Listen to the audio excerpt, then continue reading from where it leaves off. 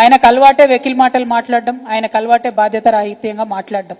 కాకపోతే 2014లో మేము ఎప్పుడైతే ఈ పసుపు బోర్డు డిమాండ్ పెట్టినామో అప్పుడు ఈ ఎంపీ గారు రాజకీయాలలో కూడా లేరు. ఆనాడు కాంగ్రెస్ పార్టీలో ఉన్న వారి తండ్రి వెనుక ఉన్నటువంటి బిడ్డగా ఉన్నాడే తప్పితే ఆయన రాజకీయాలలో కూడా లేరు.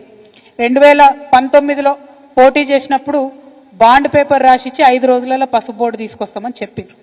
ఆ తర్వాత ఏం చేసిండ్రు, పసుపు బోర్డు కాదు స్పైసెస్ బోర్డే చాలా బాగుంటుంది అని చెప్పడం జరిగింది. మరి ఈ స్పైసెస్ బోర్డు కూడా ఈ ఎంపీ గారు తీసుకొచ్చిర్రా? తీసుకురాలే. నేను ఎంపీగా ఉన్నప్పుడు మా ఎమ్మెల్యేలందరం ఒక 5-6 ముఖ్యమంత్రుల దగ్గరికి పోతే, ప్రధానమంత్రి గారిని 2 సార్లు కలిస్తే, అప్పుడున్నటువంటి కామర్స్ మినిస్టర్ నిర్మలా సీతారామన్ గారిని, తర్వాత సురేష్ ప్రభు గారు ఎంటబడితే రీజనల్ పసుపు బోర్డు అనేటటువంటిది మా ప్రభుత్వ హయాంలోనే అన్న మంత్రి గారుగా ఉన్నప్పుడే సపరేట్గా ఒక ప్లేస్ ఇచ్చి, హైడ్రాలజీ డిపార్ట్మెంట్ దగ్గర ఒక ప్లేస్ ఇచ్చి దాంట్లో స్పైసెస్ బోర్డుని మనం పెట్టడం జరిగింది. అది కూడా నా గొప్పతనమైన ఇవాళ అరవింద్ గారు మాట్లాడడం నిజంగా హాస్యాస్పదం.